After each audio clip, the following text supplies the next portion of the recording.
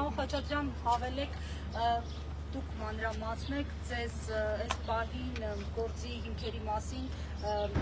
ինչ տպավորություն ունեք եւ մասնագիտական առումով ինչ նկատառում։ Տեսեք, պարոն Սարգսյանը մի քիչ ավելի բարի գտնվեց, իսկ ասեմ, որ այս ստատական նիստի ընթացքում մեղադրանքից քարը քարին չի թողնվել։ Նման փուչ մեղադրանք դժվար է պատկերացնել նման գործով, եթե նույնիսկ այս հետապնդումները պետք է կազմակերպեն, պետք է մի քիչ ավելի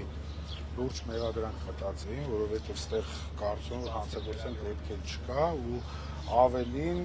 ոչ թե բիզնես վեճա դուք չէ հարցրեցիք, սա բիզնես վեճա վերացման քրեայրավական process-ի, ես կարծում եմ, որ ստեղ բիզնես վեճ չկա, ստեղ ուղիղ իմաստով պետք է պարոն Ծառուկյանը ճանաչվեր տուժող, որքի այս պարագայում տուժողին տրվել է մեղադրյալի կարգավիճակ։ Պարոն Խաչատրյան, մեկ դեպքի մասով այլ կառույցներում, կազմակերպություններում խոզարկությունները ինչով են հիմնավորել։ Չէ, այստեղ չեն կարող ասել, որ մեկ դեպքի, ուղղակի այստեղ շատ կարևոր է հենց պարոն Սարգսյանի ասածով, որ այս քաղաքական հետապնդումների ֆոնին տարբեր գործերով բոլոր գործերը ակտիվացան մեկ օրում։ Նույնիսկ 2020 թվականին ինչ-որ Կոտայքի քննչականում քննվող գործով էր ակտիվացան, 19 թվականի գործով հարուցված ակտիվացան, 20 թվականի գործով, այսինքն հենց կարևոր է արձանագրել այդ հանգամանքը, որ բոլոր գործերը ակտիվացան մեկ օրում։ Դե ով կպատասխանի մեզ ինչու։ Բոլորն ասում են մենք հիմա զբաղված ենք զուտ իրավական process-ներով, մնացած դատողությունները թողնենք ձեզ, մենք կզարմանայինք, որ այլ կերպ մեկնաբանեին, հելնեին ասեն չէ, մենք հենց հիմա զբաղված ենք քաղաքական հետապնդումով։ Պարոն Սարգսյան, ինչ է սպառում գործողությունները կատարվել, բացի խոզարկությունները։ Դե փաստացի մեր մասնակցությամբ խոզարկությունն է, ձերբակալումն է եւ նաեւ ասկալանքի միջնորդությունն է։ Այսինքն որպես այդպեսին իրենք բազմաթիվ գործողություններ ունեին անելու հատուկ չի կատարվել, որովհետև ինչ անում են, երկվում է մեղադրանքը։ Նոր է դատանում մեկ այլ անձի ցուցմունք պահանջեցին ներկայացրեցի եւ ամբողջությամբ նորից մեղադրանքը հետ։ Դեք ինչն է մեր մոտ խնդիր ստեղծում։ Մենք այս նման process-ները շատ ենք කරել, այդ թվում Ծառուկյանն էլ այս ամեն ինչի մեջով անցել։ Բայց հետեւյալն է, էլի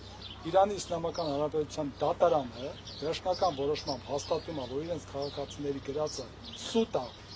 որ այստեղ խարդախության հանցակաց չկա սովորական գործավար հարաբերությունները, Հայաստան Հանրապետության իրավապահ համակարգը ասում է չէ, նույնը հանցագործություն է, խարդախություն է, եւ այն պարագայում, երբ որ նաեւ կա նրանց դեմ տրված հաղորդում, դա ընդհանուր չեն տալիս, սովորական վիճակով շատ դանդաղ քննություն է սա, մի օրում, երկու օրում ցած հրատապ քննությունով, այսինքն ակնհայտել, որ առիթ էր Ծառուկյանին կալանավորելու համար, ձերբակալելու համար, ինչ արվեց, այսքան։ Միջանից այս մի օրում այս քննությունը sense որ կատարվում է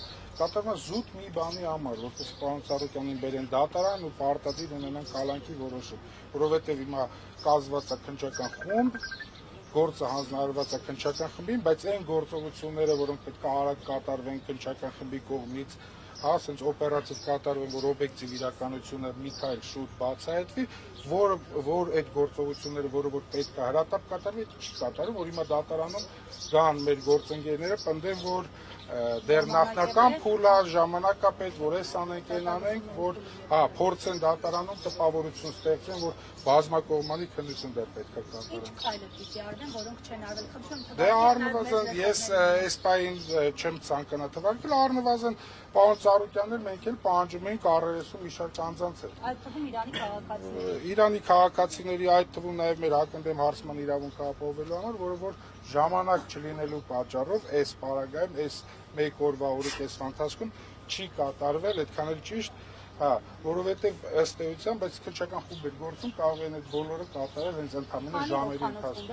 Այս պահին չեմ կարող թիվ ասել, բայց քննչական խումբ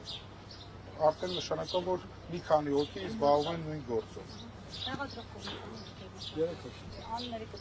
Անունով չեմ։ Այս քանը շնորհակալ